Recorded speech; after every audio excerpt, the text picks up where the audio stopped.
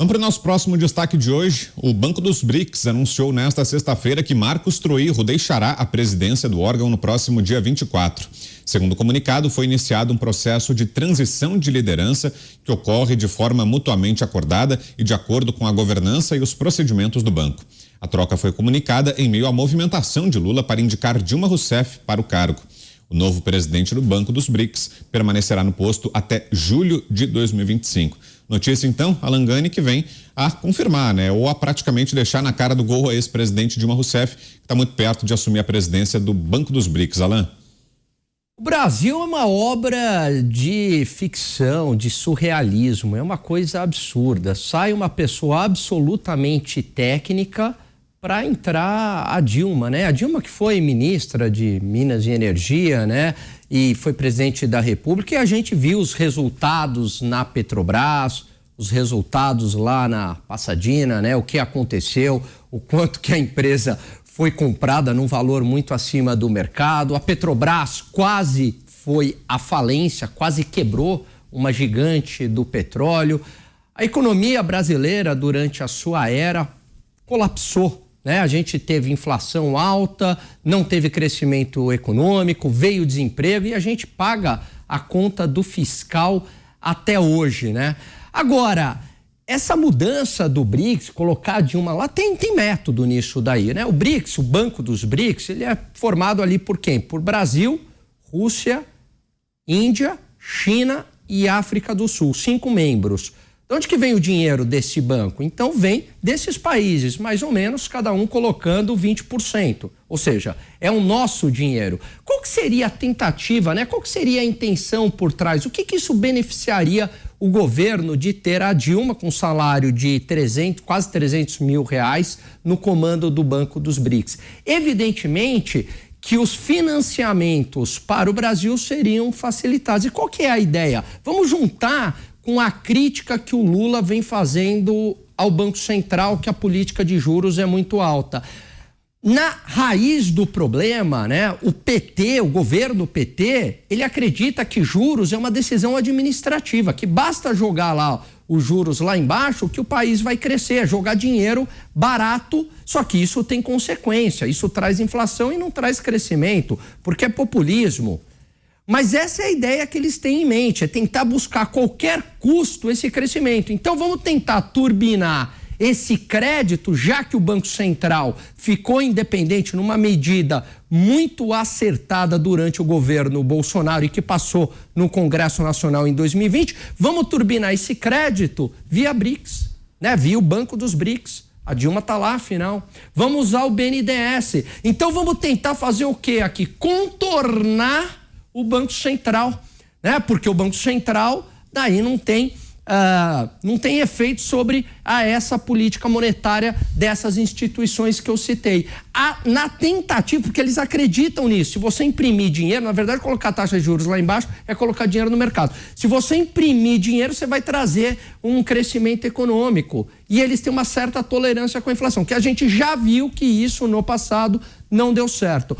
Fora que o que é mais grave, e isso pode acontecer no BNDES também, você pode utilizar esse banco para financiamento aí de alguns outros países, Como, por exemplo, Venezuela, Cuba, e abaixo da taxa de mercado, a gente subsidiando taxas de juros mais baratas com o nosso dinheiro e não vamos receber de volta, porque tem um monte de empréstimos aí que a gente fez via BNDES e que a gente não recebeu.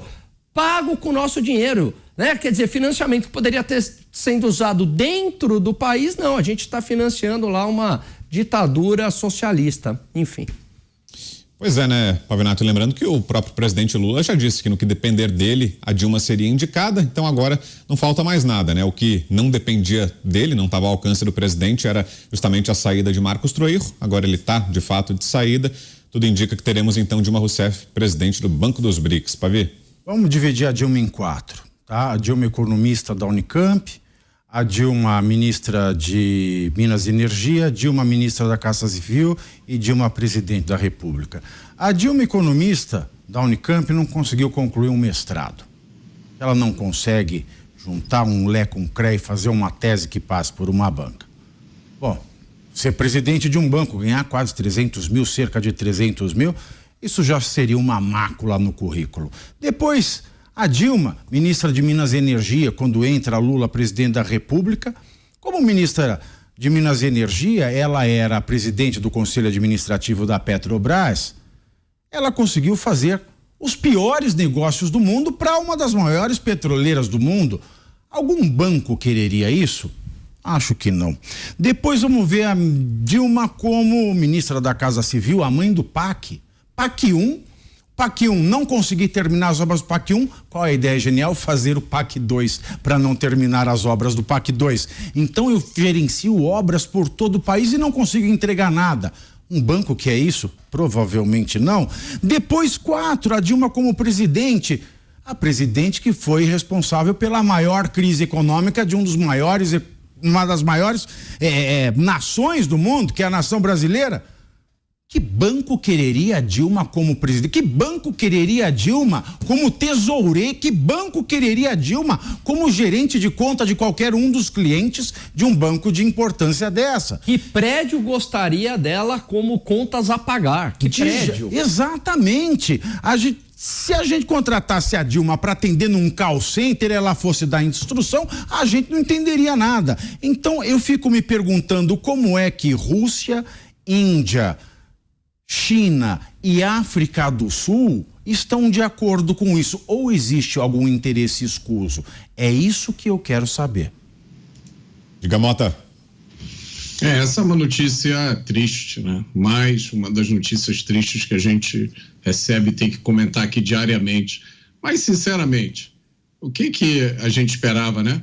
Depois de 37 ministérios, quase todos ocupados, ou todos ocupados por políticos, depois da nomeação de políticos para o comando das estatais, depois de ataques, de uma inédita campanha contra o presidente do Banco Central, depois da taxação às exportações de petróleo, que tudo indica, né, são apenas o primeiro passo antes da taxação de exportação de minério, da taxação de exportações do agronegócio, depois da declaração de que o empresário ganha dinheiro sem trabalhar. Quem trabalha são os trabalhadores. O que a gente esperava depois dessa vitória do amor?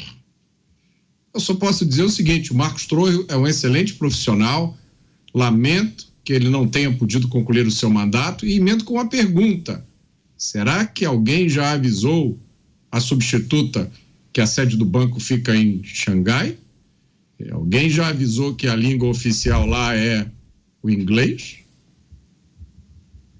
Alan, e até para quem não está muito familiarizado, qual a importância do Banco dos BRICS, né? Para a gente entender o peso dessa indicação e a relevância dessa instituição que está prestes a receber Dilma Rousseff como presidente. Então, o Banco dos BRICS é uma espécie de banco mundial dos países membros. Então, é para financiar projetos empresariais, de infraestrutura, grandes projetos. Então, a ideia ali, né, que os países membros eles acabam colocando dinheiro mais ou menos na proporção, né, do que eles participam. Então, vamos colocar ali 20% para cada um e a ideia é fazer empréstimos, preferencialmente financiando obras para esses países membros. Mas, pelo que eu sei, nada impede também de financiar uma obra num outro país, né? Não pode acontecer aquilo que vai acontecer com o BNDES, que já aconteceu e que pode vir a acontecer?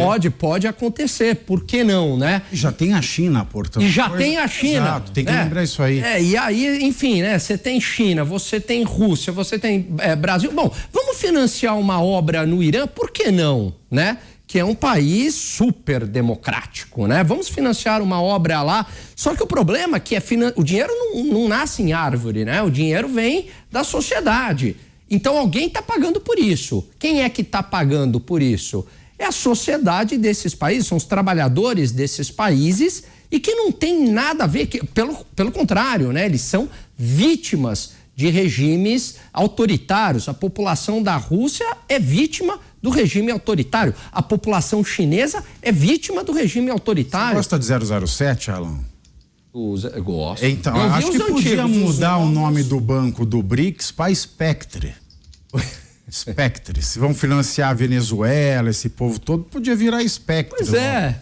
E essa é a ideia, né? O que me dá medo, né, é justamente utilizar esse instrumento, esse banco, para financiar projetos e que a gente sabe, né, que muitas vezes não são pagos de volta, são pagos com o dinheiro do contribuinte, os juros mais barato, e que abrem espaço para corrupção, como a gente já viu no passado.